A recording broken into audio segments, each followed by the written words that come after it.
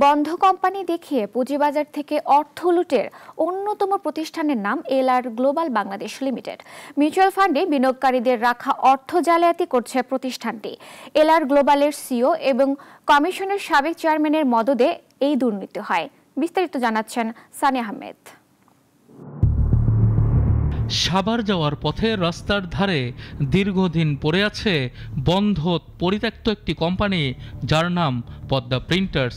পুঁজিবাজারে ওটিসিতে থাকা বন্ধ এ কোম্পানিকে ঘিরে দুরবি সন্ধিহাটে এলআর গ্লোবাল বাংলাদেশ লিমিটেডের সিইও রিয়াজ ইসলাম।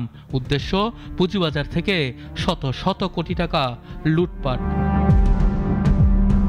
পরিকল্পনা অনুযায়ী প্রথমেই পদ্মা প্রিন্টার্সের নাম পরিবর্তন করে কোয়েস্ট বিডিসি নামকরণ করে রিয়াজ ইসলামের নেতৃত্বে সংঘবদ্ধ চক্র। 10 টাকা ফেস ভ্যালুর পদ্মা প্রিন্টার্সের এনএবি ছিল নেগেটিভ 2 টাকা 74 পয়সা এবং রিটেন আর্নিংস ছিল নেগেটিভ 2,35,00,000 টাকা। শেয়ারের ট্রেডিং প্রাইস ছিল মাত্র 13 টাকা 60 পয়সা। সেই 13 টাকা শেয়ারকে এলআর গ্লোবালের পরিচালিত 6 মিউচুয়াল ফান্ডের মাধ্যমে কেনা হয় প্রতিটি 289 টাকা করে। এতে বিনিয়োগ দেখানো হয় 23,62,00,000 টাকা।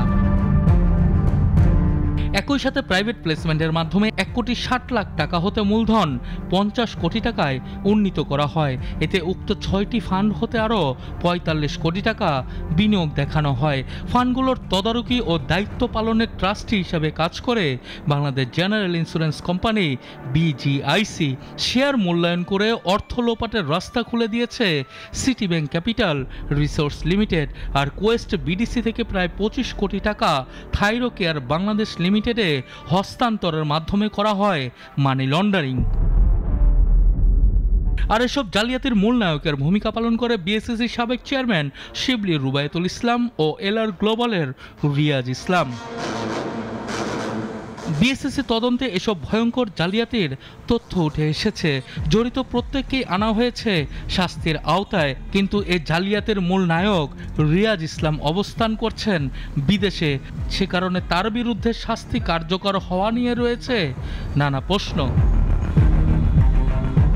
সানি আহমেদ, নাগরিক, ঢাকা।